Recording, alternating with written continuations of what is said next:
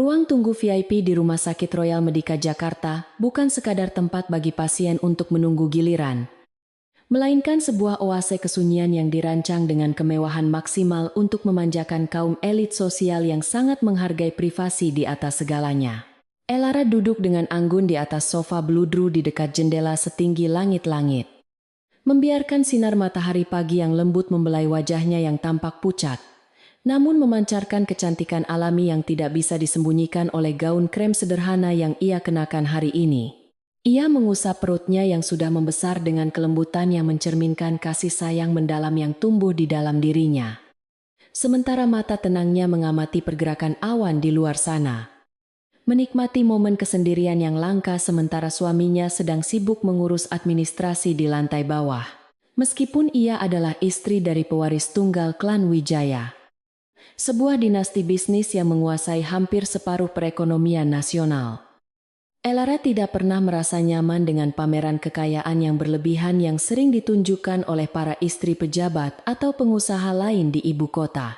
Ia sengaja memilih pakaian tanpa logo mencolok atau perhiasan yang menyilaukan mata karena ia percaya bahwa keanggunan sejati terletak pada kesederhanaan dan sikap batin, bukan pada label merek yang menempel di tubuh seseorang. Hari ini ia hanya mengenakan sepasang sepatu datar yang terlihat biasa di mata orang awam, tanpa mengetahui bahwa alas kaki tersebut adalah pesanan khusus buatan tangan dari Italia yang dirancang spesifik untuk menopang kenyamanan kakinya selama masa kehamilan yang berat.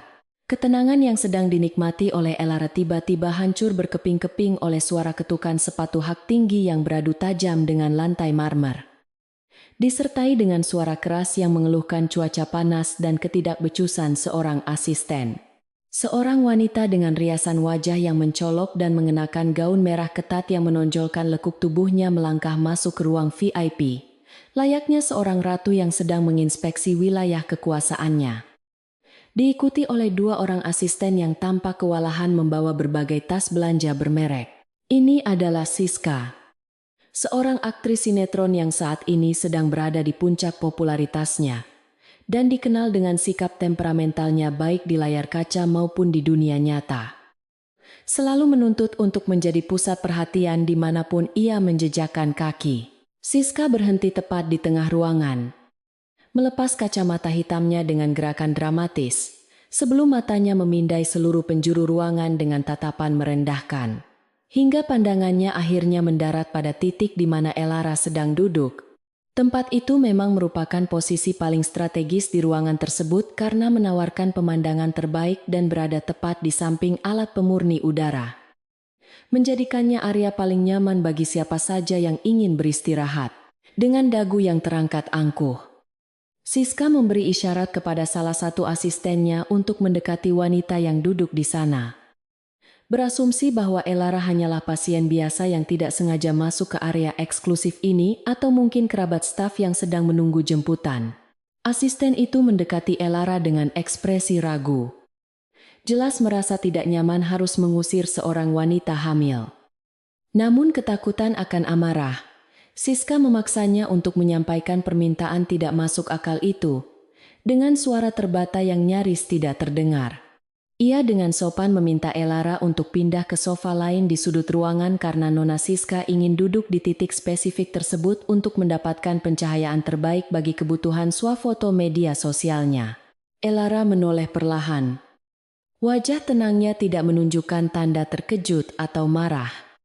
Hanya seulas senyum tipis yang mengandung sedikit rasa kasihan pada absurditas permintaan yang baru saja ia dengar dari orang asing yang tidak tahu tata krama. Dengan suara yang lembut namun tegas, Elara menolak permintaan tersebut dengan menyatakan bahwa ia telah datang lebih dulu dan merasa nyaman di posisinya saat ini, dikarenakan kondisi fisiknya yang membuatnya sulit untuk berpindah tempat tanpa alasan yang mendesak. Ia tidak meninggikan suaranya atau menunjukkan emosi berlebih. Hanya sekadar menyatakan fakta sebagai manusia yang memiliki hak untuk berada di sana sama besarnya dengan siapapun di ruangan itu. Penolakan ini adalah sesuatu yang tidak terduga bagi sang asisten yang terbiasa melihat orang-orang mengalah pada Siska. Dan ia berdiri terpaku dalam kebingungan.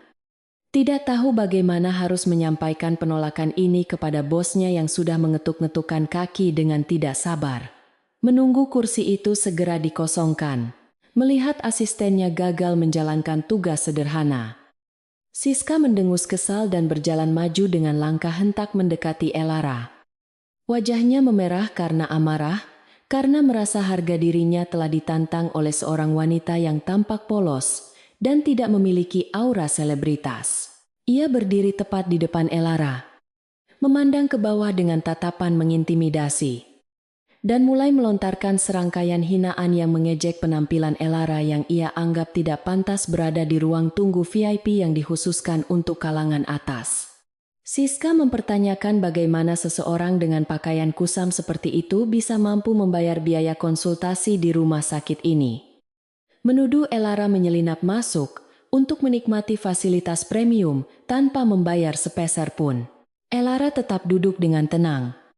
Kedua tangannya secara protektif menutupi perutnya saat ia mendongak menatap Siska dengan sorot mata yang jauh lebih tajam daripada hinaan yang dilontarkan kepadanya.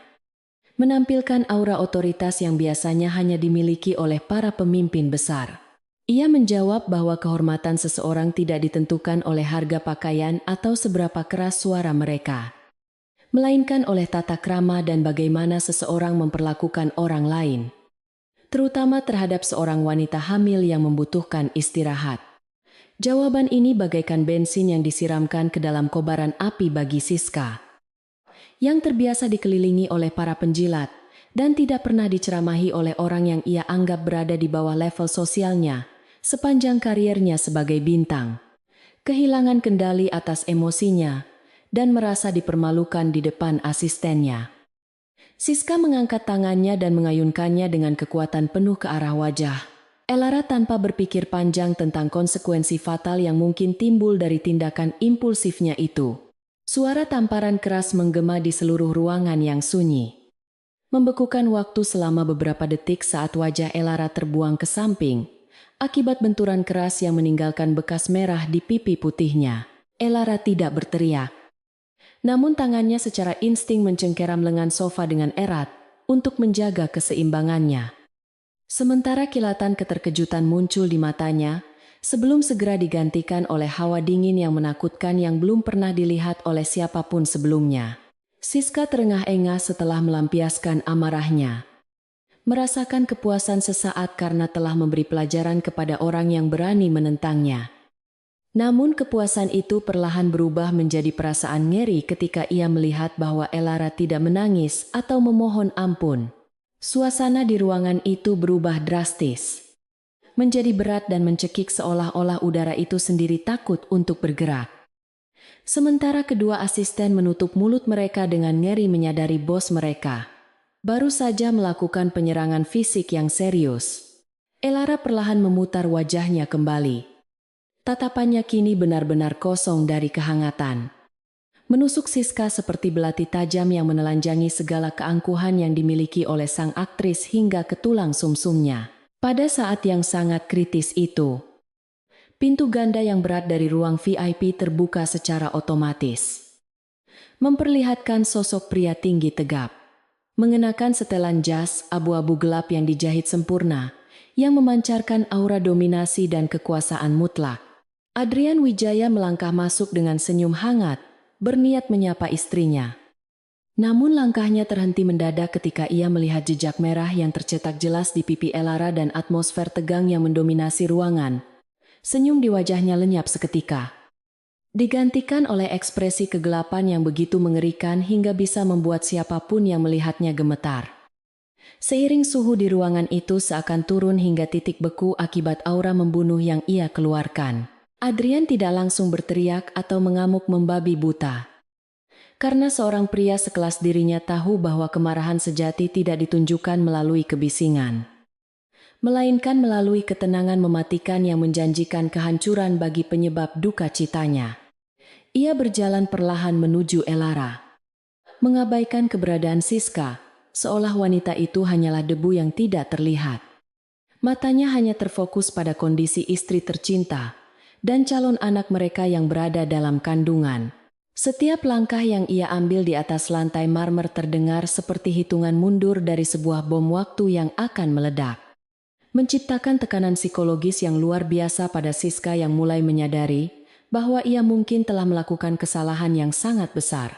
Sesampainya di sofa, Adrian berlutut dengan satu kaki di hadapan Elara. Tangan besarnya dengan lembut menangkup pipi istrinya, tepat di mana tamparan itu mendarat. Sentuhannya begitu pelan kontras dengan aura pembunuh yang memancar dari tubuhnya. Ia membisikkan pertanyaan apakah Elara dan bayinya baik-baik saja. Suaranya sedikit bergetar, menahan gejolak emosi. Maha dahsyat di dalam dadanya melihat orang yang paling ia cintai disakiti di depan matanya sendiri. Elara mengangguk lemah, meletakkan tangannya di atas tangan Adrian untuk menenangkannya. Namun ia tahu bahwa binatang buas di dalam diri suaminya telah dibangunkan, dan tidak ada yang bisa menghentikan badai yang akan segera datang, menghantam siapapun yang bertanggung jawab. Setelah memastikan istrinya aman, Adrian perlahan bangkit berdiri dan memutar tubuhnya untuk menghadap Siska. Tinggi badannya menjulang di atas aktris itu, yang kini mulai menyusut ketakutan melihat sorot mata pria di hadapannya. Tidak ada belas kasih dalam mata itu. Hanya kehampaan hitam yang menjanjikan penderitaan tanpa akhir. Membuat Siska merasa kecil dan tidak berdaya untuk pertama kalinya dalam hidupnya meskipun ia memiliki status selebritas. Adrian tidak mengucapkan sepatah kata pun. Ia hanya menatap tangan Siska. Tangan yang telah menampar istrinya. Seolah ia sedang mengkalkulasi cara yang paling menyakitkan untuk menghancurkan anggota tubuh itu menjadi debu yang tidak berharga. Meskipun ketakutan oleh aura Adrian. Kesombongan Siska sebagai figur publik membuatnya mencoba untuk mempertahankan ketenangannya dan membela diri dengan mengklaim bahwa Elara telah bersikap tidak sopan dan pantas mendapatkan pelajaran tersebut. Ia mencoba berbicara dengan nada tinggi, mengancam bahwa ia mengenal banyak orang penting dan bisa melaporkan mereka jika mereka berani melakukan sesuatu padanya. Sama sekali tidak sadar bahwa ia sedang berdiri di hadapan pemilik rumah sakit tempat ia berada. Kebodohannya dalam gagal membaca situasi hanya menambahkan bahan bakar ke dalam api. Menyegel nasibnya yang sudah diputuskan sejak detik pertama. Tangannya menyentuh wajah Elara tanpa izin. Adrian menarik napas dalam, menghirup aroma ketakutan yang memancar dari wanita di depannya. Dan menyadari bahwa sekadar memukul balik akan terlalu mudah dan tidak cukup memuaskan bagi penghinaan yang diderita keluarganya. Ia merogoh saku jasnya, bukan untuk mengeluarkan senjata, melainkan sebuah ponsel hitam yang ramping. Bersiap untuk mengerahkan seluruh kekuatan keluarga Wijaya untuk menghancurkan hidup wanita ini secara sistematis dan permanen. Dengan seringai dingin yang membuat bulu kuduk berdiri, ia menekan sebuah nomor di layar, memberikan sinyal dimulainya sebuah perburuan, di mana mangsanya tidak memiliki kesempatan untuk melarikan diri. Menandai awal dari sebuah perang yang tidak akan pernah bisa dimenangkan oleh Siska. Para perawat dan staf keamanan yang baru saja tiba di ambang pintu berhenti serentak. Tidak berani melangkah masuk karena mereka mengenali siapa pria yang sedang berdiri tegak dengan aura iblis itu. Dan mereka tahu bahwa kesalahan sekecil apapun saat ini bisa berakibat fatal bagi karier mereka. Adrian mengangkat ponselnya ke telinga.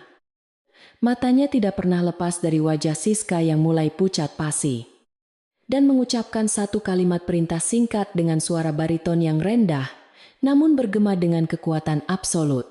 Kata-kata itu bukanlah ancaman kosong, melainkan sebuah vonis mati bagi masa depan Siska.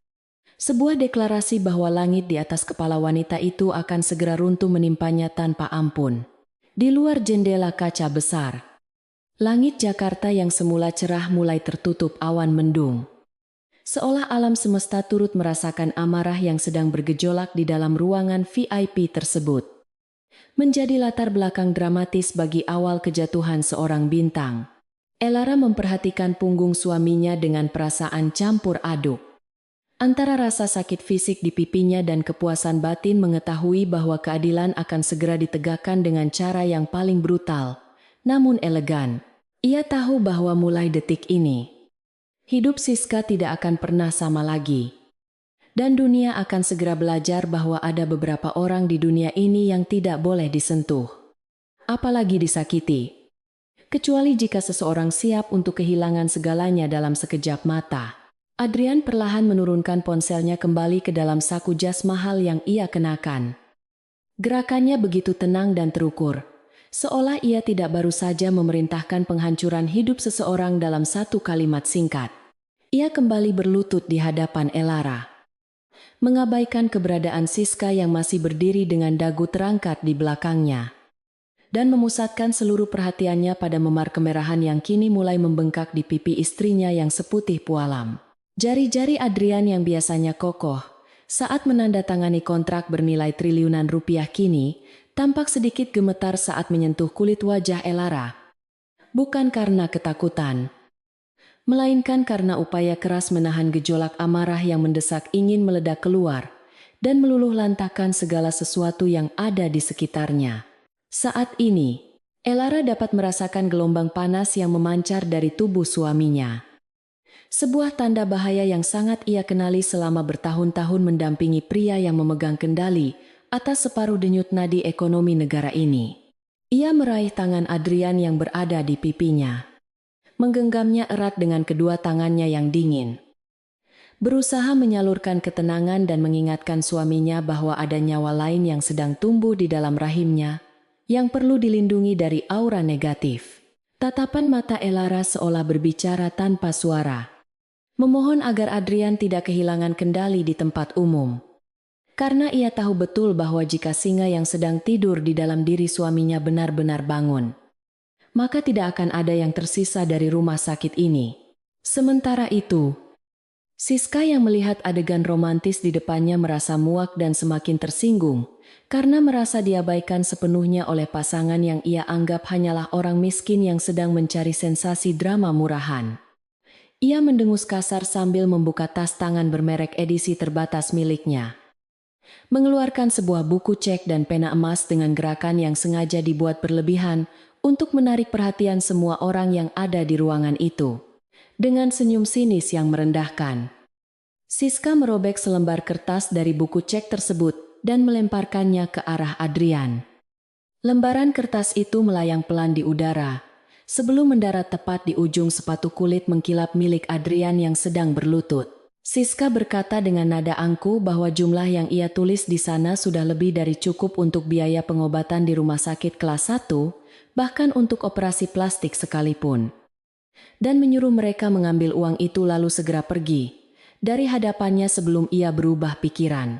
Ia berpikir bahwa uang adalah solusi untuk segala masalah dan bahwa harga diri setiap orang memiliki label harga yang bisa ia beli dengan mudah. Tanpa menyadari bahwa ia sedang mencoba menyuap pemilik dari bank tempat uangnya disimpan. Keheningan kembali menyelimuti ruangan. Namun kali ini bukan karena ketakutan, melainkan karena rasa tidak percaya dari para staf medis yang menyaksikan betapa fatalnya kesalahan persepsi yang dilakukan oleh sang artis. Pintu utama ruang VIP kembali terbuka dengan kasar. Kali ini menampilkan sosok direktur rumah sakit, Dr. Hartono, yang berlari masuk dengan napas terengah-engah dan keringat dingin yang membasahi keningnya yang lebar. Dr. Hartono, yang biasanya tampil berwibawa dan tenang, kini tampak seperti seseorang yang baru saja melihat hantu. Wajahnya pucat pasi saat matanya menangkap sosok Adrian Wijaya yang sedang berlutut di lantai, tanpa mempedulikan citranya di depan staf bawahan. Sang direktur bergegas mendekat dan membungkukkan badannya hingga 90 derajat di hadapan Adrian. Sebuah gestur penghormatan yang hanya diberikan kepada seseorang dengan status tertinggi dalam hierarki sosial. Suara Dr. Hartono bergetar hebat saat ia mengucapkan permohonan maaf yang berulang-ulang. Menyebut nama tuan muda Adrian dengan penuh rasa takut. Menyadari bahwa insiden pemukulan terhadap istri pemilik saham mayoritas di wilayah kekuasaannya adalah akhir dari kariernya. Ia tidak berani menatap mata Adrian. Hanya menatap lantai marmer sambil terus meremas kedua tangannya yang basah oleh keringat. Berharap bahwa kemurkaan sang penguasa tidak akan jatuh menimpa seluruh staf rumah sakit yang tidak bersalah. Pemandangan seorang direktur rumah sakit terkemuka yang bersujud di hadapan pasien yang dikira miskin membuat Siska terbelalak kaget. Otaknya yang lambat berproses, berusaha mencerna situasi ganjil yang sedang terjadi di depan matanya. Namun, alih-alih merasa takut, ego Siska yang terlalu besar membuatnya menyimpulkan bahwa Dr. Hartono pasti sedang ditekan atau diancam oleh premanisme yang dilakukan oleh Adrian. Karena dalam logikanya, tidak mungkin orang berpakaian sederhana memiliki kekuasaan nyata. Siska berteriak memarahi Dr. Hartono, menuntut penjelasan mengapa sang dokter justru meminta maaf kepada orang-orang rendahan itu, bukannya mengusir mereka demi kenyamanan dirinya sebagai tamu VVIP yang membayar mahal. Teriakan Siska yang melengking memecahkan konsentrasi Dr. Hartono, memaksanya untuk menegakkan tubuh dan menatap wanita itu dengan pandangan penuh kebencian dan kepanikan karena telah menyeretnya ke dalam lubang kehancuran. Dengan suara yang tidak kalah keras, Dr. Hartono membentak Siska untuk diam, menyatakan bahwa wanita itu tidak memiliki hak untuk berbicara lagi di tempat ini setelah melakukan tindakan kriminal terhadap tamu paling terhormat yang pernah menginjakan kaki di gedung ini. Sang direktur dengan tegas memerintahkan kepala keamanan yang baru saja tiba bersama timnya untuk segera menahan Siska dan memastikan wanita itu tidak bisa melangkah keluar 1 inci pun dari area rumah sakit sampai pihak kepolisian tiba. Perubahan sikap Dr. Hartono yang drastis dari pelayan yang ramah menjadi eksekutor yang tegas membuat Siska mundur selangkah. Rasa percaya dirinya mulai retak digantikan oleh kebingungan yang nyata. Para petugas keamanan yang bertubuh kekar segera mengepung Siska. Wajah mereka kaku dan profesional, tidak terpengaruh sedikitpun oleh status selebritas wanita itu, yang biasanya membuat orang awam segan untuk mendekat. Siska mulai berteriak histeris saat salah satu petugas memegang lengannya, meronta-ronta dan mengancam akan menuntut mereka semua atas tuduhan pelecehan dan penculikan. Sambil terus meneriakkan nama kekasihnya yang ia klaim sebagai orang paling berpengaruh di Jakarta. Ia berusaha meraih ponselnya yang terjatuh saat ia meronta. Jari-jarinya yang gemetar berusaha menduplikasi nomor panggilan darurat kepada sang kekasih. Satu-satunya harapan yang ia miliki untuk keluar dari situasi yang semakin tidak terkendali ini. Adrian akhirnya bangkit berdiri. Tubuhnya yang tinggi menjulang menciptakan bayangan panjang yang menutupi tubuh Dr. Hartono, dan tanpa menoleh sedikit pun ke arah keributan di belakangnya, ia memberikan instruksi dingin kepada sang direktur.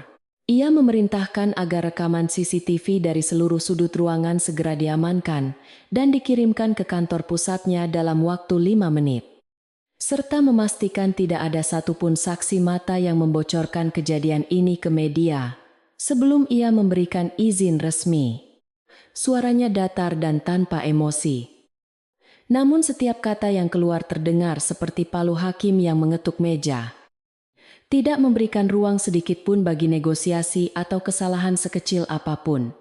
Tanpa menunggu jawaban dari Dr. Hartono yang mengangguk panik seperti orang gila, Adrian membungkuk dan dengan mudah mengangkat tubuh Elara ke dalam gendongannya, memperlakukan istrinya seolah-olah wanita itu adalah barang pecah belah yang sangat berharga. Elara melingkarkan lengannya di leher Adrian, menyandarkan kepalanya di dada bidang suaminya. Merasa aman dalam perlindungan absolut yang diberikan pria itu, meskipun ia tahu bahwa di luar sana badai besar sedang dipersiapkan.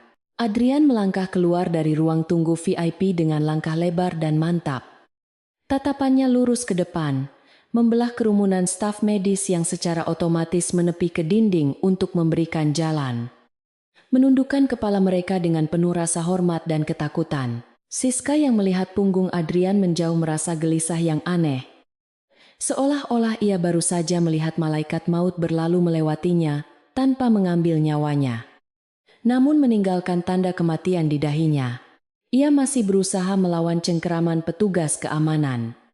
Mulutnya tidak berhenti menyumpah serapah, menuduh rumah sakit ini telah bersekongkol dengan penipu untuk memerasnya. Sebuah narasi yang ia bangun di kepalanya sendiri untuk menyangkal realitas.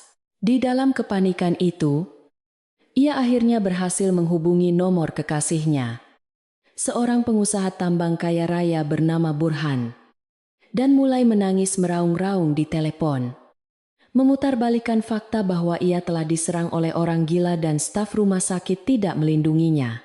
Di ujung sambungan telepon, Burhan yang sedang rapat mendengar tangisan manja kekasihnya langsung merasa marah.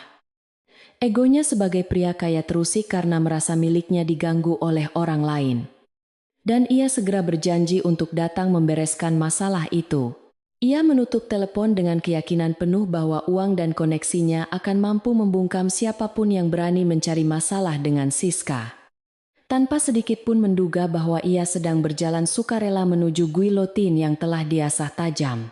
Burhan memerintahkan sopirnya untuk memacu mobil menuju rumah sakit. Membayangkan dirinya akan menjadi pahlawan yang menyelamatkan sang putri. Sebuah ilusi yang sebentar lagi akan dihancurkan oleh kenyataan pahit.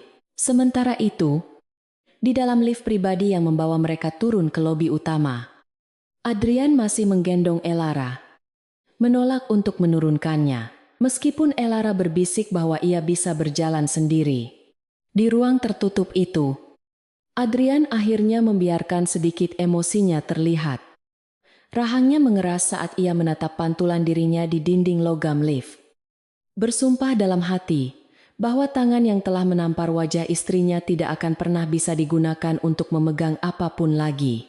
Elara mengusap rahang tegas suaminya dengan lembut, mencoba meredakan ketegangan otot di sana.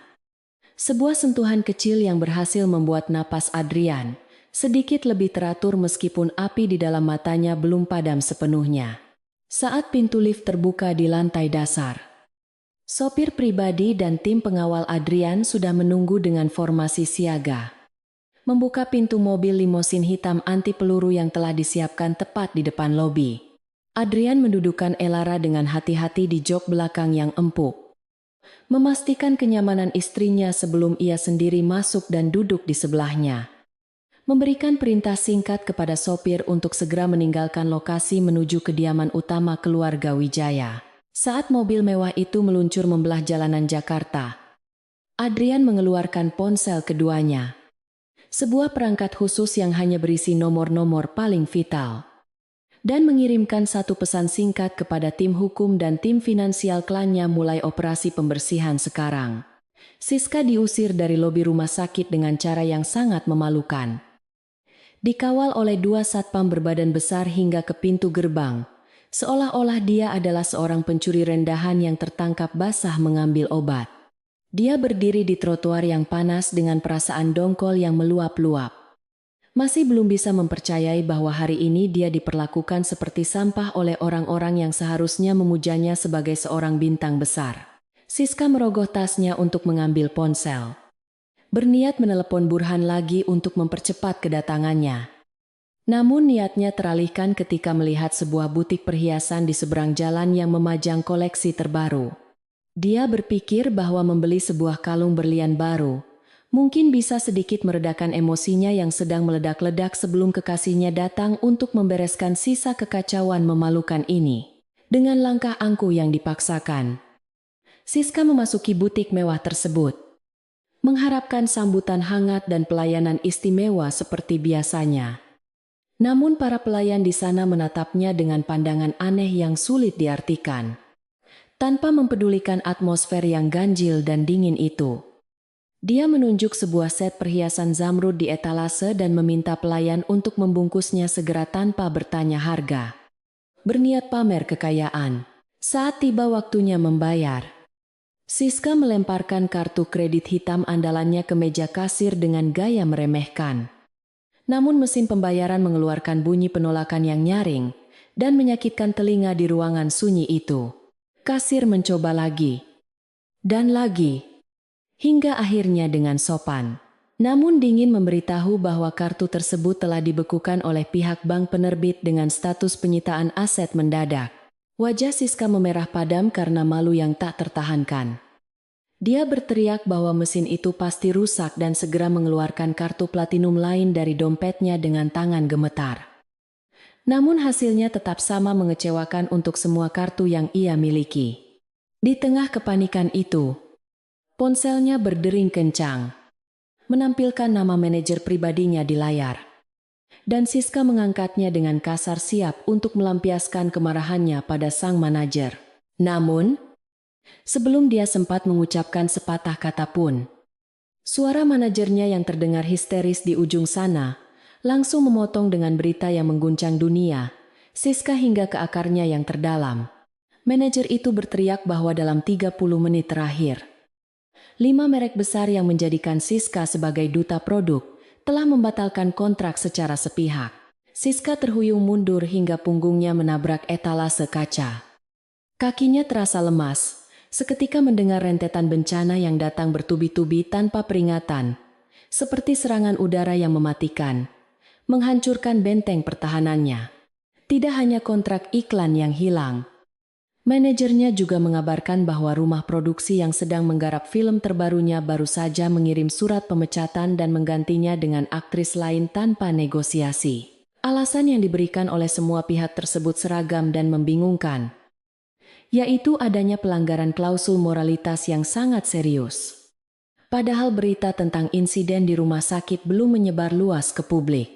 Siska merasa seolah-olah ada tangan raksasa yang tidak terlihat sedang mencekik leher kariernya dari segala arah, mematikan seluruh sumber pendapatannya dalam sekejap mata, tanpa memberinya kesempatan.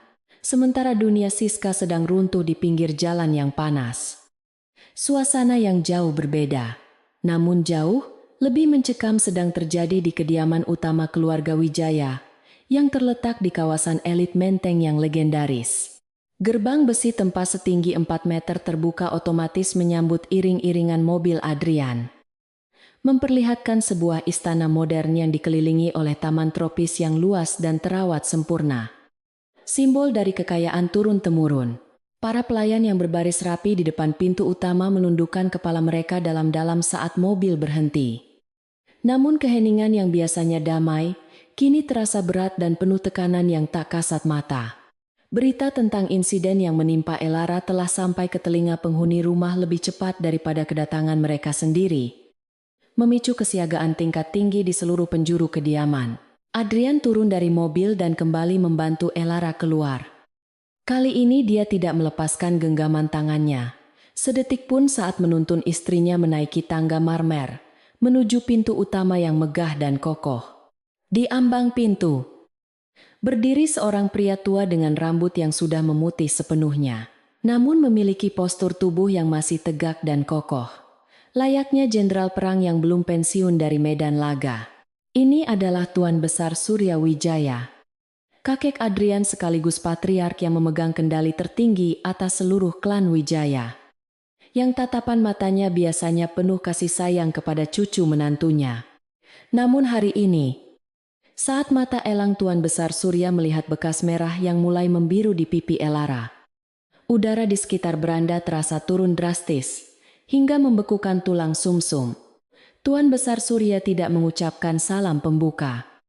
Dia hanya melangkah maju dan menyentuh dagu Elara dengan lembut, memeriksa luka itu dengan ketelitian seorang ahli yang sedang menilai kerusakan pada harta karun paling berharga milik kerajaan. Rahang tua itu mengeras, dan urat-urat halus di pelipisnya menonjol keluar, menandakan kemurkaan yang sedang ditahan sekuat tenaga, demi tidak menakuti Elara yang sedang hamil dan butuh ketenangan. Dengan suara yang sangat rendah namun menggelegar seperti guru yang tertahan di dalam tanah, dia bertanya kepada Adrian, siapa orang yang memiliki nyali sebesar langit untuk menyentuh anggota keluarga Wijaya? Pertanyaan itu bukan sekadar keingintahuan, melainkan sebuah permintaan nama untuk dituliskan di atas batu nisan. Sebuah vonis mati yang akan segera dilaksanakan oleh kekuatan bayangan keluarga. Adrian membimbing kakek dan istrinya masuk ke ruang keluarga utama, mendudukkan Elara di sofa paling nyaman sebelum mulai menceritakan kronologi kejadian dengan singkat, padat, dan tanpa melebih-lebihkan fakta, namun tetap tajam. Dia menyebutkan nama Siska dan sikap arogan yang ditunjukkan wanita itu, serta keterlibatan Burhan yang mencoba mengintervensi dengan menggunakan kekayaan barunya yang tidak seberapa dibandingkan aset Wijaya yang tak terbatas. Mendengar nama Burhan disebut, Tuan Besar Surya hanya mendengus meremehkan. Seolah nama itu adalah lelucon buruk yang tidak layak diingat oleh memorinya yang berisi nama-nama kepala negara dan raja minyak dunia. Bagi sang patriark, Burhan hanyalah seekor semut yang kebetulan berdiri di atas gundukan tanah yang sedikit lebih tinggi. Dan sekarang semut itu harus belajar artinya diinjak. Tuan Besar Surya mengangkat tongkat kayunya dan menghentakkannya sekali ke lantai. Sebuah sinyal yang segera memanggil kepala staf rumah tangga dan sekretaris pribadi keluarga yang muncul dari bayang-bayang ruangan dengan sigap. Dengan nada datar yang mengerikan, dia memerintahkan pengaktifan protokol merah. Sebuah mekanisme pertahanan keluarga yang jarang digunakan kecuali dalam keadaan darurat yang mengancam kehormatan inti klan secara langsung. Instruksinya sangat spesifik dan kejam, yaitu untuk memutus seluruh akses perbankan, membekukan aset, dan mengaudit seluruh perusahaan yang berafiliasi dengan Burhan dan Siska dalam waktu 1 jam ke depan. Dia ingin memastikan bahwa ketika matahari terbenam hari ini, kedua orang itu tidak akan memiliki uang sepeser pun, bahkan untuk membeli sepotong roti. Adrian menambahkan detail teknis pada perintah kakeknya, menginstruksikan tim hukum untuk menggali setiap skandal masa lalu Siska yang pernah ditutupi dan merilisnya ke publik secara bertahap untuk menghancurkan reputasi sosialnya hingga menjadi debu. Dia juga meminta agar semua rumah sakit di Jakarta, baik swasta maupun negeri, diberi peringatan halus untuk tidak menerima Siska sebagai pasien VIP. Memaksanya merasakan bagaimana rasanya menjadi rakyat jelata yang tidak berdaya. Ini bukan lagi sekadar balas dendam pribadi. Ini adalah demonstrasi kekuatan untuk mengingatkan seluruh elit Jakarta tentang siapa sebenarnya penguasa bayangan di kota ini yang tidak boleh diusik. Mesin perang raksasa keluarga Wijaya mulai bergerak dalam senyap. Roda-rodanya berputar melindas nasib dua orang sombong yang tidak sadar bahwa kiamat pribadi mereka telah tiba. Elara yang duduk diam mendengarkan semua rencana penghancuran itu, merasakan sedikit getaran ngeri melihat betapa efisien dan mengerikannya cara keluarga suaminya bekerja saat sedang marah membela anggota keluarganya. Namun, dia tidak membuka mulut untuk meminta pengampunan bagi Siska. Karena dia sadar bahwa kebaikan hati yang disalahgunakan hanya akan melahirkan kejahatan baru yang lebih berani di masa depan yang berbahaya. Dia membelai perutnya, berjanji dalam hati bahwa dia akan membesarkan anaknya menjadi orang yang kuat, namun tetap rendah hati, agar tidak pernah berakhir menyedihkan seperti wanita yang menamparnya tadi pagi. Di luar jendela mansion, langit sore mulai berubah warna menjadi merah darah. Seolah alam semesta sedang bersiap untuk menyaksikan eksekusi sosial yang akan menjadi legenda di kalangan atas Jakarta. Siska memacu mobil sport merahnya membelah kemacetan Jakarta dengan kecepatan yang membahayakan, mengabaikan klakson marah dari pengendara lain saat ia menuju ke kantor pusat perusahaan milik kekasihnya. Burhan, pikirannya kacau balau, dipenuhi oleh kepanikan yang semakin mencekik lehernya. Setiap kali ia mengingat bagaimana satu persatu kontrak kerjanya dibatalkan, tanpa alasan yang masuk akal dalam hitungan jam. Ia membutuhkan sandaran, seseorang yang memiliki kuasa untuk memperbaiki semua kekacauan ini. Dan dalam benaknya, Burhan adalah sosok pahlawan yang tak terkalahkan yang pasti bisa membungkam semua orang yang mencoba menjatuhkannya. Siska meyakinkan dirinya sendiri bahwa ini hanyalah serangan dari pesaing bisnis yang iri atau mungkin kesalahan sistem perbankan yang konyol.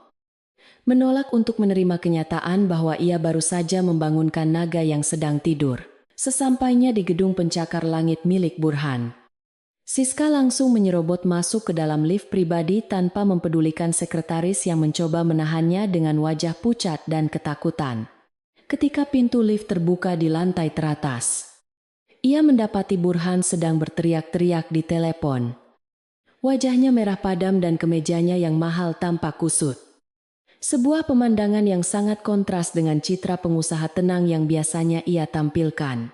Burhan sedang memaki staf keuangannya karena seluruh jalur kredit perusahaan tiba-tiba dibekukan oleh bank sentral dan beberapa tambang batu bara utamanya baru saja disegel oleh kementerian terkait inspeksi mendadak yang tidak terduga.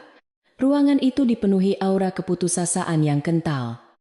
Namun Siska yang terlalu fokus pada masalahnya sendiri, gagal membaca tanda-tanda kiamat bisnis yang sedang melanda kekasihnya itu. Siska langsung menghambur memeluk Burhan, begitu pria itu membanting gagang telepon. Mulai menumpahkan segala keluh kesahnya dengan suara manja yang biasanya ampuh meluluhkan hati sang pengusaha tambang. Ia menceritakan tentang kartu kreditnya yang ditolak dan penghinaan yang ia terima di butik. Namun dengan cerdik memutarbalikkan fakta kejadian di rumah sakit. Menggambarkan dirinya sebagai korban pelecehan dari pasangan miskin yang agresif. Burhan, yang kepalanya serasa mau pecah, memikirkan nasib perusahaannya yang di ujung tanduk. Hanya mendengarkan setengah hati, sambil memijat pelipisnya yang berdenyut kencang. Namun, naluri bisnisnya mengatakan bahwa ia harus segera melakukan sesuatu untuk menyelamatkan muka dan mencari dukungan dari para senior di dunia bisnis, sebelum kerajaannya benar-benar runtuh oleh serangan tak terlihat ini. Burhan tiba-tiba teringat bahwa malam ini adalah jadwal dari Gala Amal Nusantara, sebuah acara paling prestisius tahun ini yang dihadiri oleh seluruh konglomerat papan atas, pejabat tinggi negara, dan tentu saja keluarga Wijaya yang legendaris.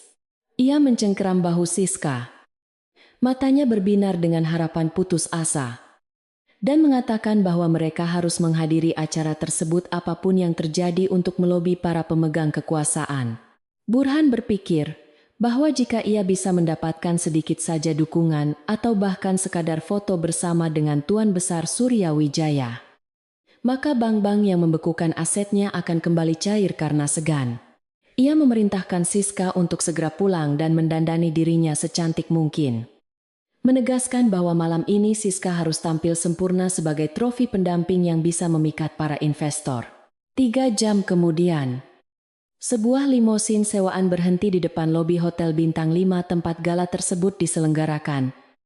Menurunkan Siska yang kini telah bertransformasi total dengan gaun malam, sutra berwarna emas yang memeluk tubuhnya dengan sempurna. Ia mengenakan sisa perhiasan yang belum ia jual. Berusaha keras menutupi kegugupan dan rasa malunya dengan lapisan bedak tebal dan senyum palsu yang telah ia latih selama bertahun-tahun di depan kamera. Di sampingnya, Burhan mengenakan tuxedo hitam, tersenyum kaku ke arah para fotografer. Meskipun keringat dingin terus mengucur di punggungnya, setiap kali ia memikirkan laporan keuangan yang merah total. Pasangan itu berjalan melintasi karpet merah dengan dagu terangkat, berpura-pura bahwa dunia mereka baik-baik saja, tidak menyadari bahwa mereka sedang berjalan memasuki kandang singa dengan sukarela. Ballroom Hotel telah disulap menjadi sebuah istana dongeng dengan ribuan bunga segar yang didatangkan langsung dari Belanda dan lampu kristal raksasa yang menggantung megah di langit-langit, memantulkan cahaya ke segala penjuru. Ratusan tamu undangan yang terdiri dari para elit Jakarta sudah memenuhi ruangan. Gelas sampahnya berdenting halus diiringi oleh alunan musik orkestra yang dimainkan secara langsung di sudut ruangan. Siska merasa sedikit lega melihat kemewahan ini. Merasa bahwa inilah habitat aslinya di mana ia seharusnya berada. Jauh dari rumah sakit, bau obat, dan orang-orang miskin yang tidak tahu diri. Ia menggandeng lengan Burhan dengan erat. Matanya menyapu ruangan mencari wajah-wajah familiar untuk dipameri. Namun ia merasa aneh karena beberapa orang yang mengenalnya tampak membuang muka atau berbisik-bisik sambil melirik sinis ke arahnya. Tiba-tiba, lampu utama di dalam ballroom meredup perlahan. Dan sorot lampu. Sorot terpusat ke arah pintu ganda raksasa di ujung ruangan yang terbuat dari kayu jati ukiran Jepara yang sangat indah. Musik orkestra berhenti sejenak, digantikan oleh suara pembawa acara yang menggelegar mengumumkan kedatangan tamu kehormatan utama yang juga merupakan penyumbang terbesar yayasan malam ini. Jantung Burhan berdegup kencang penuh harapan. Ia berjinjit berusaha melihat siapa yang datang, berharap bisa mencuri kesempatan untuk menyapa sang taipan. Pintu terbuka lebar, dan masuklah rombongan keluarga Wijaya yang berjalan dengan formasi V yang mengintimidasi. Dipimpin oleh Tuan Besar Surya yang berjalan tegap, meskipun usianya sudah senja. Memancarkan aura kekuasaan yang membuat udara di sekitarnya terasa berat. Di sebelah kanan Tuan Besar, berjalanlah Adrian Wijaya. Mengenakan setelan jas hitam pekat yang membuat wajah tampannya terlihat semakin dingin dan tajam. Matanya menatap lurus ke depan, tanpa sedikit pun keramahan. Namun, yang membuat seluruh ruangan menahan napas, bukanlah kedua pria berkuasa itu, melainkan sosok wanita yang berjalan di sisi kiri Adrian dengan keanggunan yang seolah bukan berasal dari dunia ini. Elara mengenakan gaun malam berwarna biru tengah malam yang dirancang khusus untuk menyamarkan sekaligus memeluk kehamilannya dengan indah. Bertaburkan kristal Swarovski yang berkilauan lembut seperti bintang di langit gelap. Di lehernya melingkar sebuah kalung berlian dengan batu safir biru raksasa di tengahnya. Sebuah pusaka legendaris keluarga Wijaya, yang nilainya konon bisa membeli sebuah pulau kecil. Siska, yang sedang menyesap minumannya, tersedak seketika saat matanya menangkap sosok wanita cantik yang sedang menjadi pusat perhatian seluruh jagat raya di ruangan itu. Gelas kristal di tangannya terlepas dan jatuh ke lantai. Pecah berkeping-keping dengan suara nyaring yang untungnya tertelan oleh tepuk tangan meriah para tamu. Namun bunyi pecahan itu menggema keras di dalam kepalanya sendiri. Ia mengerjap-ngerjapkan matanya berkali-kali, berusaha menyangkal apa yang dilihatnya. Meyakinkan dirinya bahwa wanita di atas panggung itu hanyalah seseorang yang mirip dengan wanita kumal di rumah sakit tadi siang. Namun, semakin ia melihat, semakin jelas kebenarannya menghantam kesadarannya. Wajah tenang itu, tatapan mata yang teduh, namun tegas itu, adalah wajah yang sama yang telah ia tampar dengan tangannya sendiri beberapa jam yang lalu. Kaki Siska gemetar hebat hingga ia harus berpegangan pada lengan Burhan agar tidak jatuh. Wajahnya yang semula penuh percaya diri, kini pucat pasi, seolah semua darah di tubuhnya telah disedot habis. Ia baru menyadari dengan horor yang melumpuhkan bahwa wanita yang ia hina sebagai orang miskin dan tidak tahu diri itu adalah Nyonya Muda Wijaya, istri dari pria paling berkuasa di generasinya, dan calon ibu dari pewaris tahta bisnis terbesar di negeri ini. Ingatannya berputar kembali ke momen di rumah sakit. Kata-kata kasar yang ia lontarkan, dan tamparan itu, semuanya kini terasa seperti vonis hukuman mati yang ia bacakan untuk dirinya sendiri. Siska ingin lari, ingin menghilang di telan bumi. Namun kakinya terasa seperti terpaku di lantai marmer, terjebak dalam mimpi buruk yang paling mengerikan. Burhan, yang tidak menyadari kepanikan kekasihnya karena terlalu fokus mencari celah untuk mendekati Adrian, melihat kesempatan emas ketika rombongan keluarga Wijaya bergerak turun dari panggung menuju area VIP, tanpa mempedulikan Siska yang berusaha menahannya dengan tangan gemetar. Burhan menarik lengan wanita itu dengan kasar, memaksanya untuk ikut membelah kerumunan menuju arah keluarga Wijaya. Burhan berpikir bahwa kecantikan Siska sebagai artis populer bisa menjadi pembuka percakapan yang menarik untuk mencairkan suasana beku di sekitar Adrian. Ia menyeret Siska yang setengah mati ketakutan mendekati lingkaran kematian itu, tidak menyadari bahwa ia sedang membawa domba persembahan langsung ke hadapan serigala yang sedang lapar dan marah. Ketika mereka berhasil menembus barisan pengawal dan berdiri di hadapan Adrian, Siska merasa jantungnya berhenti berdetak saat Adrian menghentikan langkahnya dan menoleh perlahan ke arah mereka. Tatapan Adrian yang semula datar berubah menjadi sorot kebencian yang begitu intens dan membakar hingga Burhan pun bisa merasakannya. Membuatnya bingung dan seketika merasa kerdil. Elara, yang berdiri di samping suaminya, menatap Siska dengan ketenangan yang mematikan. Tidak ada kemarahan yang meledak-ledak di wajahnya. Hanya tatapan dingin, seorang ratu yang sedang melihat seorang pengkhianat yang sudah dijatuhi hukuman. Di leher Elara, kalung safir itu bersinar menyilaukan mata, seolah mengejek Siska yang kini tampak seperti badut murahan dengan gaun emasnya yang berlebihan. Burhan dengan gugup membungkukkan badannya, mengulurkan tangan yang basah oleh keringat sambil memperkenalkan dirinya dan Siska dengan suara yang bergetar penuh harap. Mencoba menjilat Adrian, ia menyebut nama Siska dengan bangga, berharap Adrian akan mengenali artis tersebut. Namun yang ia dapatkan hanyalah keheningan yang mencekam yang menyebar ke seluruh tamu di sekitar mereka. Adrian tidak menyambut uluran tangan itu.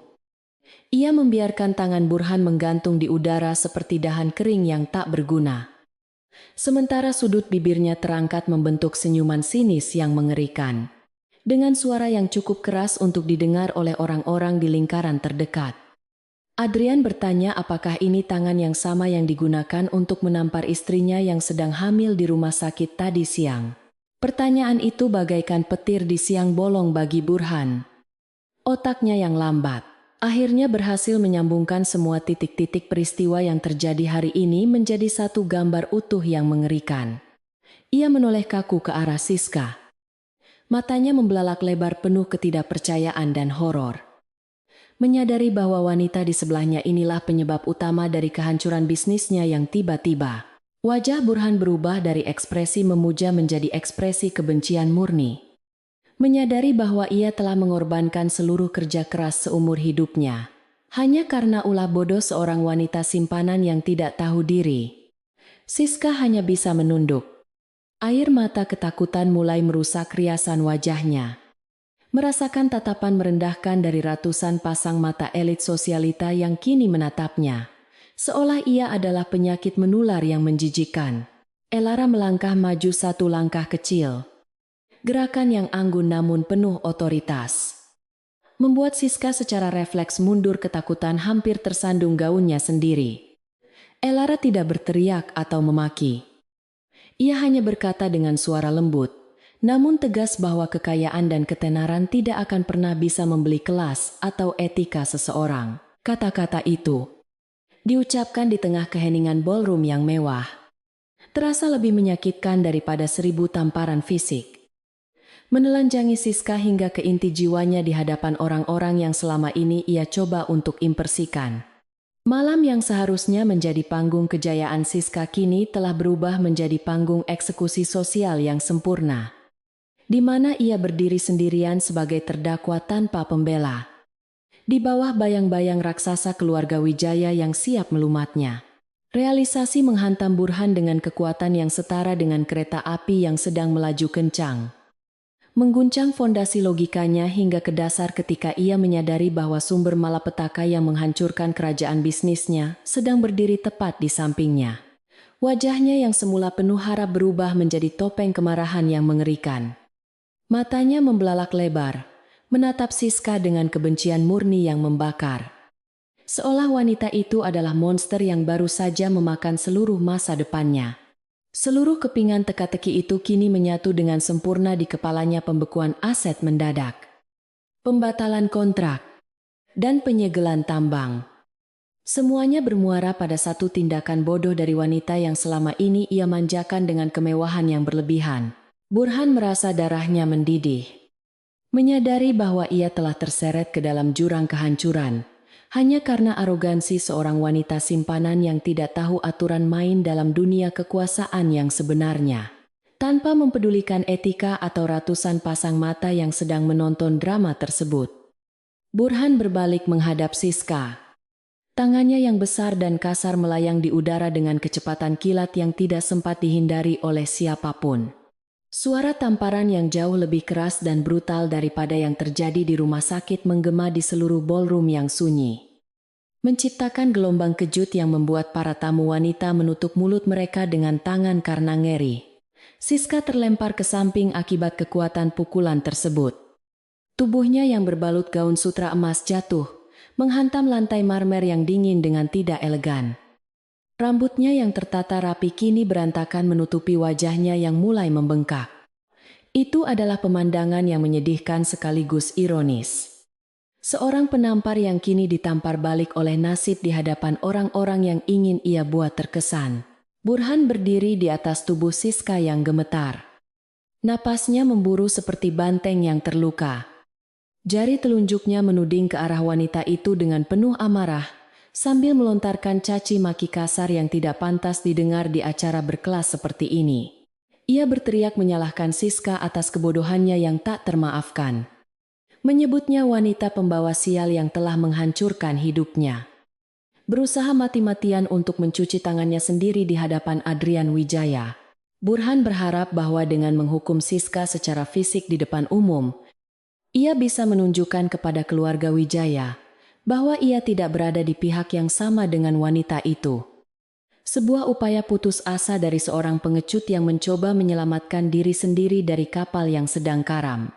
Namun, tindakannya yang biadab itu justru semakin mempertegas betapa rendahnya kualitas moral yang ia miliki di mata para elit yang menyaksikan. Melihat adegan kekerasan yang menjijikan itu terjadi di depan matanya, wajah Adrian semakin gelap.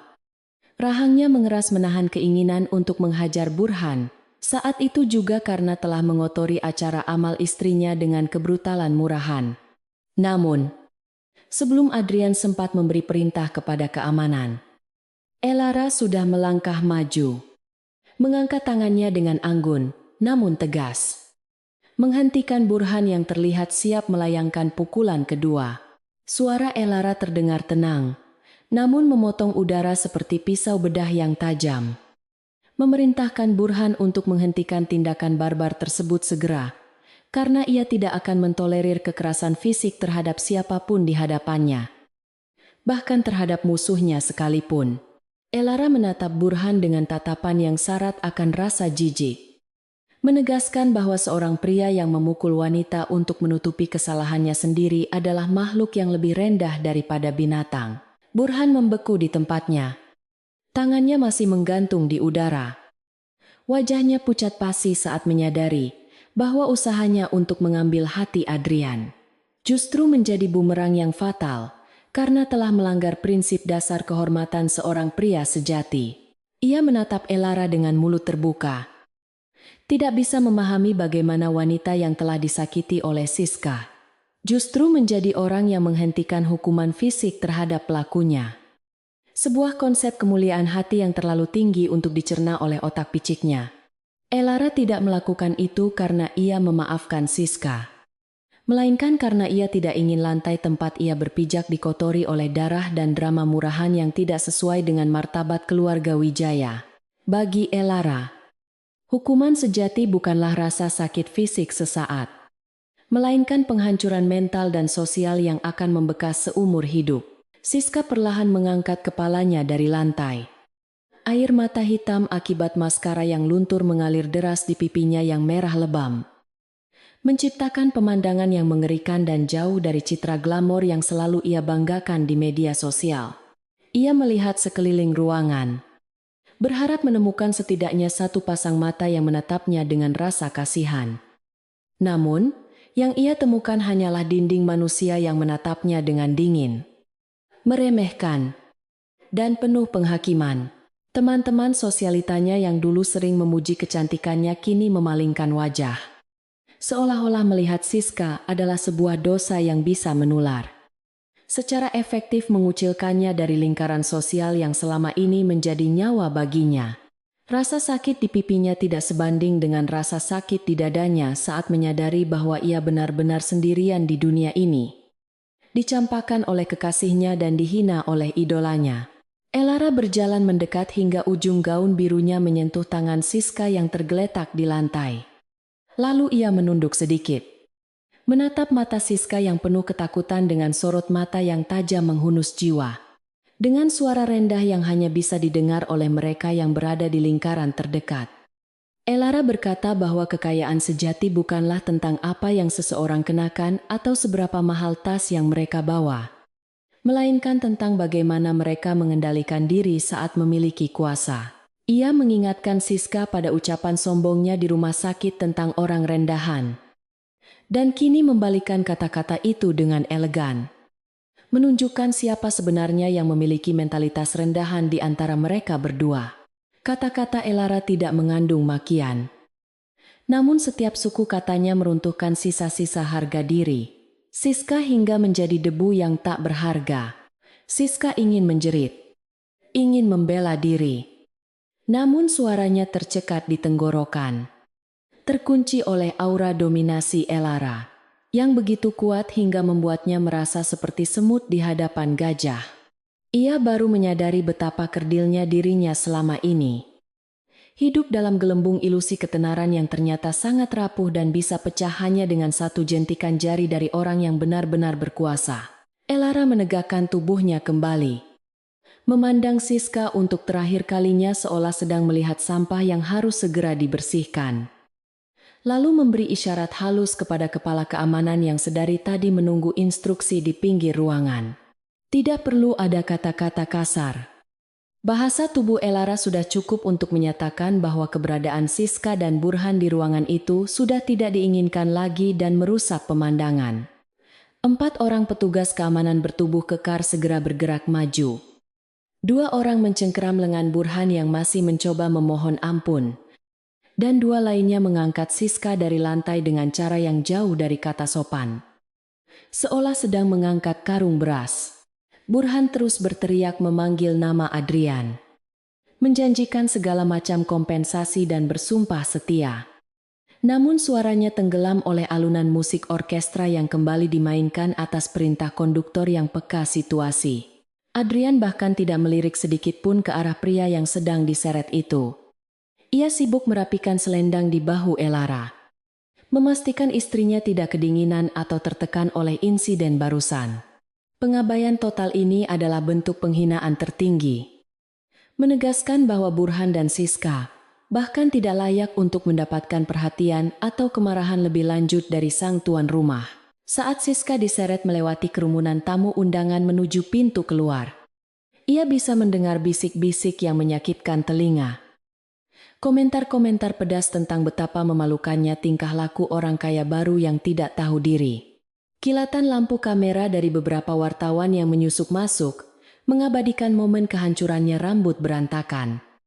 Riasan luntur, gaun robek, dan ekspresi putus asa saat digelandang keluar layaknya kriminal.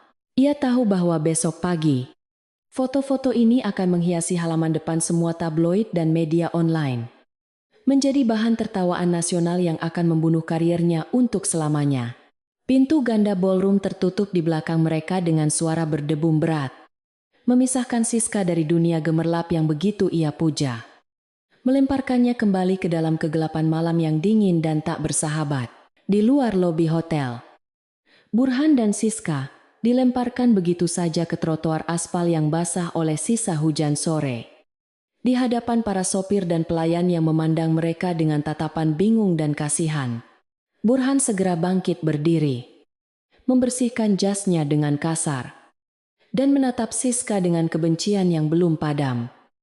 Menyalahkannya sekali lagi atas nasib buruk yang menimpanya malam ini. Tanpa mengucapkan sepatah kata perpisahan, Burhan masuk ke dalam mobilnya sendirian, membanting pintu dengan keras, dan memerintahkan sopirnya untuk tancap gas meninggalkan Siska teronggok sendirian di pinggir jalan. Mobil mewah itu melesat pergi, meninggalkan asap knalpot yang menerpa wajah Siska. Simbol berakhirnya hubungan transaksional yang selama ini menopang gaya hidup mewahnya. Siska duduk bersimpuh di trotoar. Gaun emasnya yang mahal, kini kotor terkena cipratan lumpur. Kakinya yang lecet akibat sepatu hak tinggi terasa perih. Namun rasa sakit fisik itu tidak sebanding dengan kehampaan yang ia rasakan di dalam jiwanya. Ia meraba tas tangannya mencari ponsel. Berharap masih ada satu orang di dunia ini yang bisa ia hubungi. Namun layarnya gelap gulita karena kehabisan baterai. Seolah teknologi pun enggan membantunya. Di tengah kesunyian malam Jakarta yang bising, Siska menyadari bahwa ia telah kehilangan segalanya: karier, kekayaan, kekasih, reputasi, dan masa depan. Semuanya lenyap dalam waktu kurang dari 12 jam. Namun, di balik air matanya yang terus mengalir, sebuah kilatan kegilaan mulai tumbuh di matanya. Sebuah pikiran irasional bahwa ini semua belum berakhir, dan ia harus membalas dendam dengan cara apapun. Kembali di dalam ballroom, suasana pesta perlahan kembali normal. Seolah-olah insiden pengusiran tadi hanyalah sebuah pertunjukan selingan yang tidak berarti bagi kelangsungan malam yang megah itu. Para tamu kembali berdansa dan berbincang. Namun topik pembicaraan mereka telah bergeser dari bisnis dan politik menjadi pujian atas ketegasan dan keanggunan yang ditunjukkan oleh pasangan Wijaya. Elara, yang kini duduk di kursi kehormatan dikelilingi oleh istri-istri menteri dan pengusaha wanita top, menerima pujian mereka dengan senyum rendah hati yang tulus. Tidak menunjukkan tanda-tanda kesombongan sedikit pun. Ia telah membuktikan kepada dunia bahwa kelembutan seorang wanita hamil bukanlah kelemahan, melainkan kekuatan yang mampu menundukkan kekerasan tanpa perlu mengangkat tangan. Adrian berdiri di kejauhan mengawasi istrinya dengan tatapan bangga. Gelas sampanye di tangannya. Sementara Tuan Besar Surya di sampingnya mengangguk pelan memberikan persetujuan bisu atas cara cucu dan cucu menantunya menangani masalah. Malam itu, posisi Elara sebagai Nyonya Muda Wijaya semakin tak tergoyahkan. Bukan karena kekayaan suaminya, tetapi karena karakter dan integritas yang ia tunjukkan saat menghadapi krisis. Namun, jauh di lubuk hatinya, Adrian masih merasakan sedikit kekhawatiran. Nalurinya sebagai pelindung mengatakan bahwa ular yang terluka seringkali lebih berbahaya daripada ular yang mati.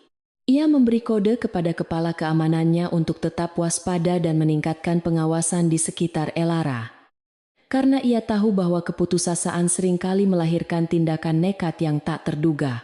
Malam semakin larut, dan pesta gala amal Nusantara itu berakhir dengan kesuksesan besar.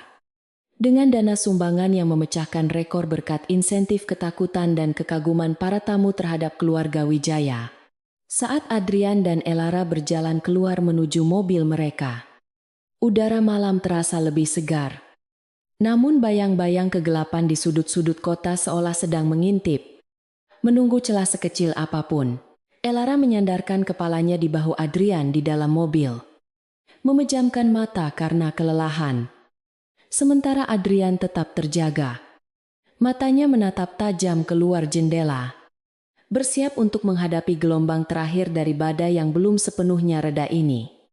Ia tahu bahwa Siska telah hancur. Namun ia juga tahu bahwa tidak ada yang lebih berbahaya daripada seseorang yang tidak memiliki apa-apa lagi untuk dipertaruhkan. Siska terpuruk di sudut sebuah kamar motel murah yang lembab dan berbau apek di pinggiran Jakarta Barat. Tempat persembunyian terakhirnya setelah apartemen penthouse mewahnya disita paksa oleh pihak bank pagi ini. Dinding-dinding yang berjamur dan suara bising klakson truk dari jalan raya di luar seolah mengejek kejatuhannya yang begitu drastis dari puncak kemewahan menuju lembah kehinaan, hanya dalam waktu 24 jam yang singkat. Matanya yang merah dan bengkak menatap kosong ke layar ponsel retak yang ia beli dari pasar loak dengan uang sisa terakhirnya. Satu-satunya alat komunikasi yang tersisa setelah semua gawai canggihnya diambil sebagai jaminan utang oleh para kreditor yang datang menyerbu seperti lalat. Rasa lapar fisik mulai menggerogoti perutnya yang kosong. Namun rasa benci yang membara di dalam dadanya jauh lebih menyiksa. Memberinya energi gelap yang membuatnya tetap terjaga. Merancang skenario pembalasan dendam yang tidak masuk akal terhadap orang yang ia anggap sebagai penyebab kehancurannya. Jari-jari Siska yang kotor dan gemetar menelusuri kolom komentar di media sosial melalui akun palsu yang baru saja ia buat.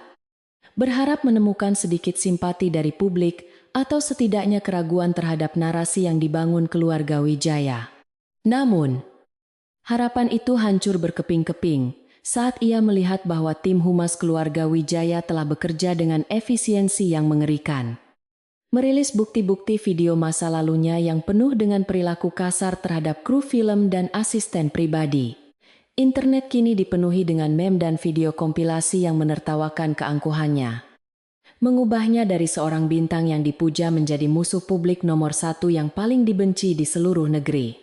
Tidak ada satupun komentar yang membelanya. Sebaliknya, ribuan orang justru merayakan kejatuhannya sebagai karma instan yang pantas diterima. Membuat Siska merasa seluruh dunia telah bersekongkol untuk menindasnya tanpa ampun. Kewarasan Siska mulai tergerus perlahan oleh isolasi dan tekanan mental yang tak tertahankan. Mengubah rasa malu menjadi paranoia akut dan keyakinan delusi bahwa ia harus menghilangkan Elara untuk mendapatkan kembali hidupnya yang hilang. Dalam logika bengkok yang terbentuk di pikiran sakitnya, ia beranggapan bahwa jika Elara lenyap, maka Adrian dan dunia akan melupakan kesalahannya dan ia bisa kembali bersinar seperti sedia kala. Ia mengeluarkan sebuah pisau lipat berkarat yang ia curi dari seorang pedagang kaki lima. Memutar-mutarnya di bawah cahaya lampu neon yang berkedip-kedip. Membayangkan pisau itu menancap di tubuh wanita yang telah merenggut segalanya darinya. Siska bangkit berdiri dengan tekad yang mengerikan. Mengenakan hoodie hitam lusuh yang ia temukan di jemuran umum. Dan bersiap untuk melancarkan serangan terakhir yang ia yakini sebagai tindakan heroik untuk membela harga dirinya yang telah diinjak-injak. Sementara itu, di dalam ruang kerja pribadi yang kedap suara di kediaman utama keluarga Wijaya, Adrian sedang mendengarkan laporan intelijen dari kepala keamanannya. Seorang mantan komandan pasukan khusus bernama Bima. Layar monitor besar di dinding menampilkan rekaman CCTV real-time dari motel tempat Siska bersembunyi. Menunjukkan betapa luas dan detailnya jaringan pengawasan yang dimiliki oleh keluarga Wijaya di kota ini. Bima melaporkan dengan nada datar bahwa target Siska terlihat meninggalkan motel dengan membawa senjata tajam dan menunjukkan tanda-tanda ketidakstabilan mental yang sangat berbahaya, serta bergerak menuju rute yang biasa dilewati oleh kendaraan keluarga. Adrian mengepalkan tangannya hingga buku-buku jarinya memutih. Naluri protektifnya berteriak untuk segera mengirim tim eksekutor guna melumpuhkan ancaman itu sebelum Siska bisa mendekat dalam radius 1 kilometer dari istrinya. Namun, Elara yang duduk di sofa sambil membaca buku tentang pola asuh anak, menutup bukunya perlahan dan mengajukan pandangan yang berbeda dengan ketenangan yang mengejutkan kedua pria di ruangan itu.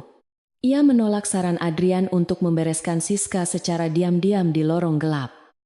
Karena menurutnya tindakan semacam itu hanya akan membuat keluarga Wijaya tidak ada bedanya dengan preman jalanan yang main hakim sendiri. Elara mengusulkan sebuah rencana yang lebih berisiko namun legal dan tuntas, yaitu membiarkan Siska datang kepadanya dalam situasi yang terkendali sepenuhnya untuk menjebaknya melakukan tindak pidana berat yang tak terbantahkan.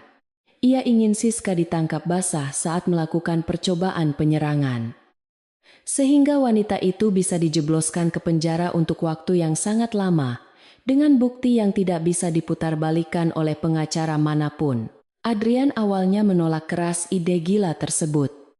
Tidak ingin mengambil risiko sekecil apapun yang bisa membahayakan keselamatan Elara dan bayi mereka. Namun tatapan mata istrinya yang penuh keyakinan akhirnya meluluhkan kekerasannya.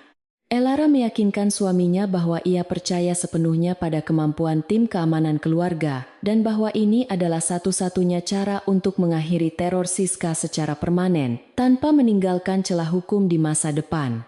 Setelah perdebatan yang alot, Adrian akhirnya setuju dengan syarat bahwa pengamanan akan ditingkatkan 10 kali lipat dan Elara harus mengenakan rompi anti tusuk yang dirancang khusus di balik pakaiannya yang longgar. Rencana pun disusun. Elara akan muncul di sebuah pameran seni terbuka di pusat kota sore ini. Sebuah lokasi yang cukup publik untuk menarik perhatian Siska, namun cukup mudah untuk dikendalikan oleh tim keamanan yang menyamar. Sore harinya, Siska tiba di lokasi pameran seni dengan napas terengah-engah setelah berjalan kaki berkilo-kilometer karena tidak memiliki uang untuk ongkos taksi. Matanya liar memindai kerumunan pengunjung yang berpakaian rapi. Ia melihat Elara berdiri di dekat sebuah instalasi patung abstrak. Tampak begitu bersinar dan bahagia dikelilingi oleh beberapa kurator seni. Sebuah pemandangan yang membuat darah Siska mendidih hingga ke ubun-ubun. Tanpa menyadari bahwa setiap orang yang kebetulan berdiri di sekitar Elara adalah agen keamanan elit yang menyamar sebagai pengunjung. Siska meraba saku hoodie-nya, menggenggam gagang pisau dengan erat. Adrenalin membanjiri tubuhnya, menghilangkan rasa lelah dan lapar. Menggantikannya dengan fokus tunggal untuk menghancurkan senyum di wajah Elara yang ia anggap sebagai ejekan pribadi terhadap penderitaannya. Elara, yang sebenarnya sudah menyadari kehadiran Siska melalui kode isyarat mata dari Bima yang menyamar sebagai pelayan pembawa minuman, tetap mempertahankan senyumnya dan bersikap natural seolah tidak terjadi apa-apa. Jantungnya berdegup sedikit lebih kencang.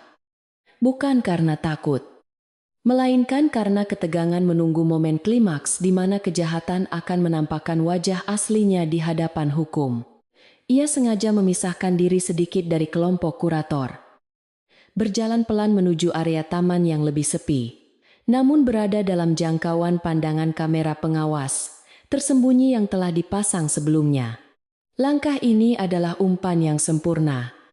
Sebuah undangan kematian yang disambut dengan antusiasme buta oleh Siska yang merasa mendapatkan kesempatan emas yang dikirimkan oleh takdir untuk menuntaskan dendamnya. Melihat targetnya sendirian, Siska tidak membuang waktu lagi. Ia menerobos semak-semak hias dengan teriakan histeris yang memecah keheningan sore itu. Pisau teracung tinggi di udara siap untuk menghunjam. Wajahnya terdistorsi oleh kebencian. Matanya melotot gila. Dan mulutnya meneriakkan sumpah serapah bahwa Elara harus mati agar keadilan versi dirinya bisa ditegakkan. Pengunjung lain yang berada di kejauhan menjerit ketakutan melihat pemandangan mengerikan itu. Namun Elara tetap berdiri tegak di tempatnya. Tidak bergeming satu inci pun.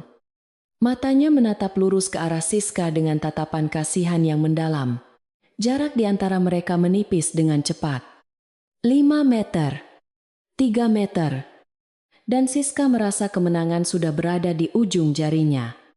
Tidak menyadari bahwa ia sedang berlari menuju jeruji besi. Tepat 1 detik sebelum Siska bisa mencapai jangkauan serang. 2 sosok bayangan muncul entah dari mana dengan kecepatan yang sulit diikuti oleh mata manusia biasa. Menghantam tubuh Siska dari sisi kiri dan kanan secara bersamaan. Bima dan wakilnya melakukan teknik penaklukan militer yang efisien. Menendang pisau dari tangan Siska hingga terlempar jauh ke rumput. Lalu membanting tubuh wanita itu ke tanah dengan keras. Namun terukur, Siska menjerit kesakitan saat wajahnya ditekan ke paving block yang keras. Tangannya dipuntir ke belakang dan diborgol dengan cepat sebelum ia sempat menyadari apa yang sebenarnya terjadi. Serangan yang ia rencanakan berhari-hari gagal total dalam hitungan detik. Digagalkan oleh tembok besi tak terlihat, yang selalu melindungi sang nyonya muda Wijaya dari segala ancaman. Adrian muncul dari balik pilar beton dengan wajah sedingin es kutub. Langkah kakinya berat dan mengancam saat ia mendekati Siska yang kini meronta-ronta di tanah seperti binatang liar yang terperangkap. Ia tidak perlu mengatakan apa-apa.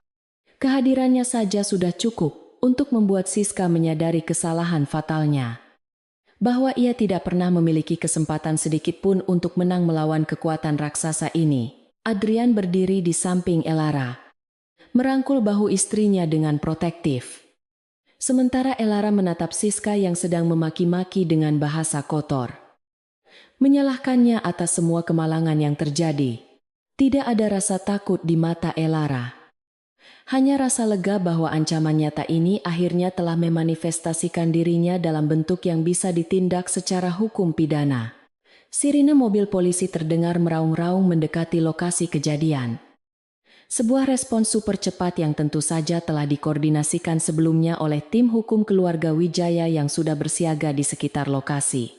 Petugas kepolisian berseragam lengkap berhamburan masuk, mengambil alih penahanan Siska dari tim keamanan pribadi, dan membacakan hak-hak tersangka dengan suara lantang di depan para saksi mata dan kamera CCTV.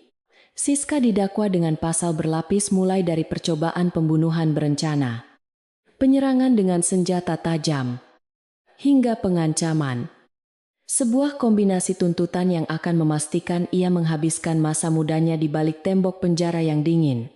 Saat polisi menyeretnya bangun, Siska terus berteriak histeris, mengklaim bahwa ia adalah korban konspirasi. Namun tidak ada yang mendengarkannya lagi. Elara berjalan mendekat untuk terakhir kalinya, menatap Siska yang kini berantakan dengan sisa-sisa kewarasan yang telah hilang sepenuhnya, dan mengucapkan satu kalimat penutup yang akan menghantui Siska selamanya. Ia berkata dengan suara pelan bahwa Siska menghancurkan dirinya sendiri bukan karena orang lain, tetapi karena ia tidak pernah belajar untuk bersyukur dan menghormati sesama manusia. Dan arogansi adalah racun yang paling mematikan.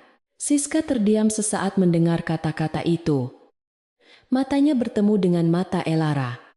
Dan untuk sekejap, Ia melihat pantulan dirinya yang menyedihkan. Sebelum akhirnya polisi menyeretnya masuk ke dalam mobil patroli.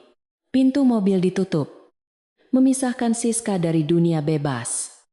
Mengakhiri karier dan kehidupannya yang glamor dengan cara yang paling tragis dan memalukan. Adrian memeluk Elara lebih erat.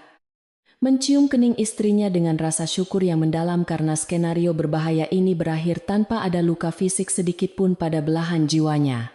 Ia memerintahkan Bima untuk memastikan bahwa proses hukum Siska dikawal ketat hingga vonis dijatuhkan. Memastikan tidak ada celah bagi wanita itu untuk lolos atau mendapatkan keringanan hukuman dalam bentuk apapun. Berita tentang penangkapan Siska segera menyebar ke seluruh penjuru negeri melalui siaran langsung dari para saksi mata.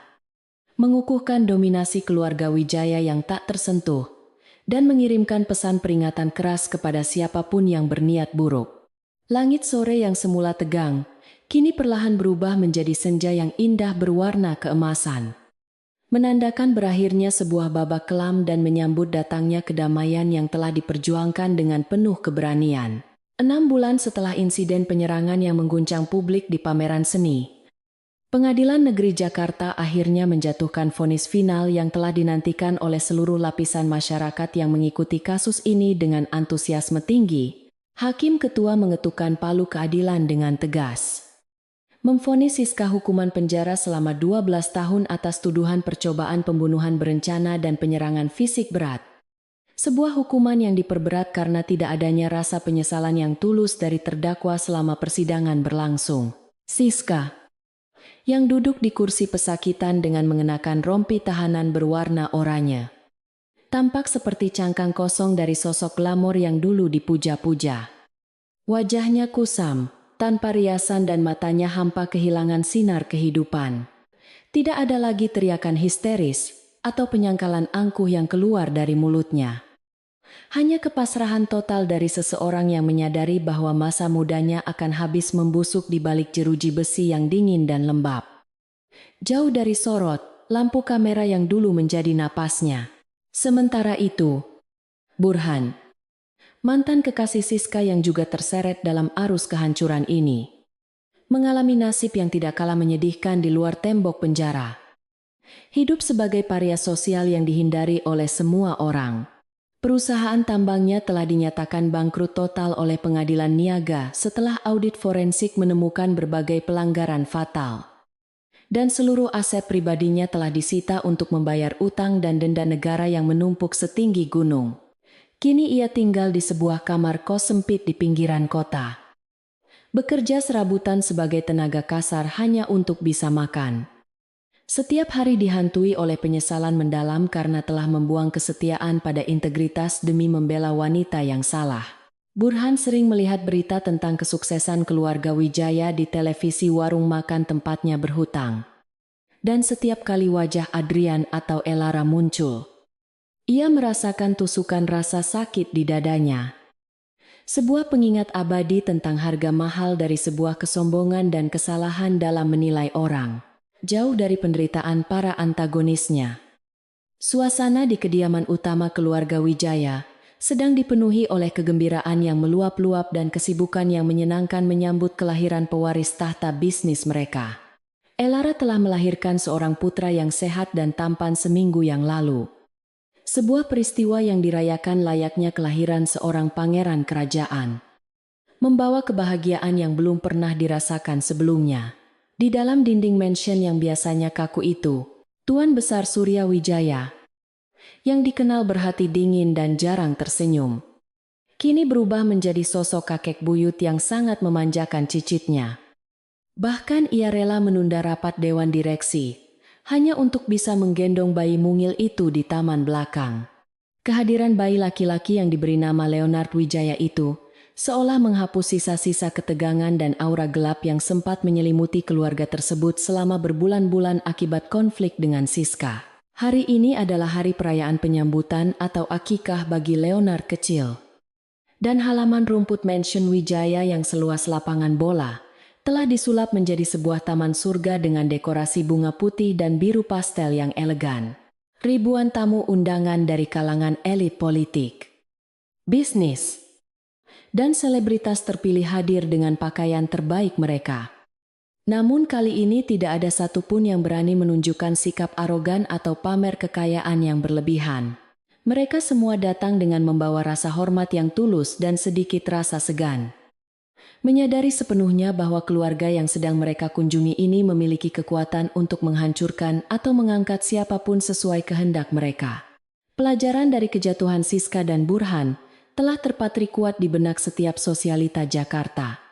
Menjadi dongeng peringatan yang efektif tentang bahaya meremehkan orang yang tampak sederhana, namun memiliki kekuatan naga yang tersembunyi. Adrian berdiri di podium utama dengan setelan jas putih yang membuatnya tampak seperti ksatria pelindung. Wajahnya berseri-seri saat ia menyampaikan pidato singkat, ucapan terima kasih kepada para tamu yang hadir. Ia tidak lagi terlihat sebagai eksekutor dingin yang menakutkan seperti saat di rumah sakit, melainkan sebagai seorang ayah yang bangga dan suami yang penuh kasih. Meskipun aura otoritas alaminya tetap tidak bisa disembunyikan. Dalam pidatonya, Adrian menyelipkan pesan halus namun tajam tentang pentingnya menjaga keluarga dan nilai-nilai kemanusiaan di atas segalanya. Menegaskan bahwa kekayaan hanyalah alat untuk berbuat baik, bukan senjata untuk menindas yang lemah. Setiap kata yang ia ucapkan didengarkan dengan hikmat oleh para hadirin, yang mengangguk setuju seolah-olah sabda itu keluar dari seorang raja bijaksana yang telah memenangkan perang besar, tanpa banyak pertumpahan darah. Momen puncak acara terjadi ketika Elara perlahan menuruni tangga utama mansion sambil menggendong Leonard dalam buayan kain sutra. Diiringi oleh alunan musik klasik yang lembut dan menenangkan jiwa. Ia mengenakan gaun panjang berwarna biru langit yang sederhana, namun memancarkan keanggunan seorang ratu.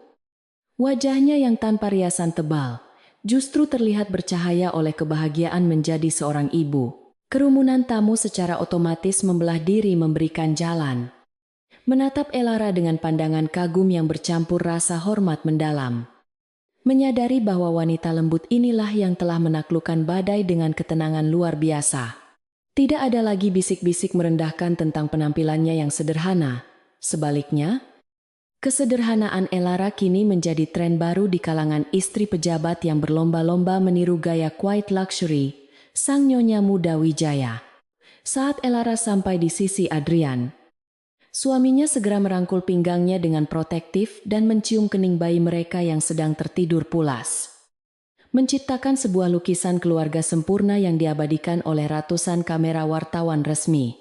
Foto keluarga kecil ini esok hari akan menghiasi halaman depan seluruh media nasional. Bukan sebagai skandal, melainkan sebagai simbol harapan dan kekuatan baru dari dinasti Wijaya yang semakin tak tergoyahkan. Elara menatap lautan manusia di hadapannya. Teringat kembali pada momen di ruang tunggu rumah sakit saat ia ditampar dan dihina. Dan ia merasa bersyukur bahwa ia tidak membiarkan amarah menguasai dirinya saat itu. Ia telah membuktikan bahwa kelembutan bukanlah kelemahan, dan bahwa martabat seseorang tidak ditentukan oleh perlakuan orang lain, melainkan oleh bagaimana kita merespons perlakuan tersebut dengan kepala tegak, di sudut pesta yang agak tersembunyi. Tuan Besar Surya duduk di kursi rodanya sambil mengamati cucu dan cicitnya dengan senyum puas. Ditemani oleh kepala keamanan Bima yang tetap waspada memantau situasi. Orang tua itu bergumam pelan kepada Bima bahwa masa depan keluarga Wijaya kini berada di tangan yang tepat. Tangan yang tahu kapan harus membelai dengan lembut dan kapan harus memukul dengan keras demi menegakkan keadilan. Bima mengangguk setuju. Ia telah melihat sendiri bagaimana Elara yang tampak rapuh mampu mengambil keputusan strategis yang brilian saat menjebak Siska. Sebuah kualitas langka yang sangat dibutuhkan untuk memimpin keluarga sebesar ini. Mereka tahu bahwa meskipun musuh hari ini telah tumbang, akan selalu ada tantangan baru di masa depan. Namun selama keluarga ini bersatu, tidak ada kekuatan apapun yang bisa meruntuhkan mereka. Matahari mulai terbenam di ufuk barat, melukis langit Jakarta dengan warna jingga dan ungu yang dramatis. Menandakan berakhirnya perayaan namun menjadi awal dari era baru bagi keluarga Wijaya dan lingkaran sosial ibu kota. Para tamu mulai berpamitan satu persatu, membawa pulang cerita tentang kemegahan pesta dan, yang lebih penting, tentang aura wibawa yang dipancarkan oleh tuan rumah. Tidak ada yang berani membicarakan Siska lagi. Nama itu seolah telah dihapus dari memori kolektif mereka.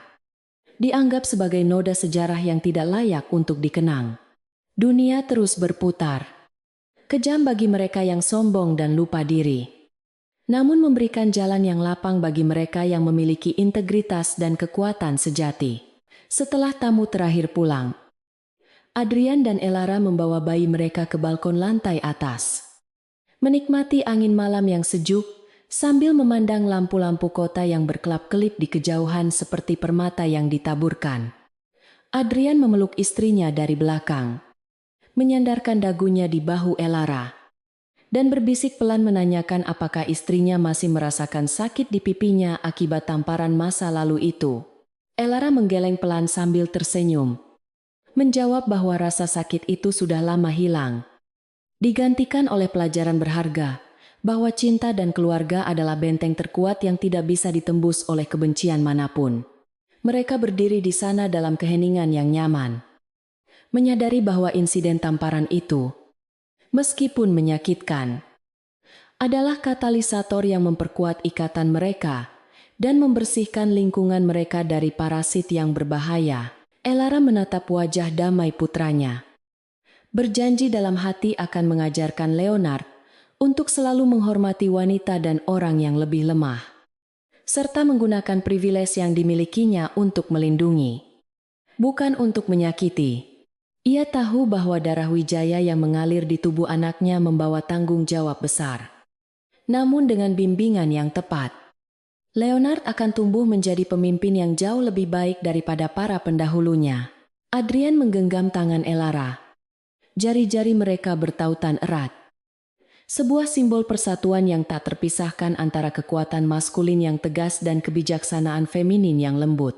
Di bawah langit malam yang luas, mereka berdua mengerti bahwa ujian sesungguhnya dari kekuatan bukanlah seberapa keras kita memukul, tetapi seberapa kuat kita berdiri untuk mempertahankan kebenaran.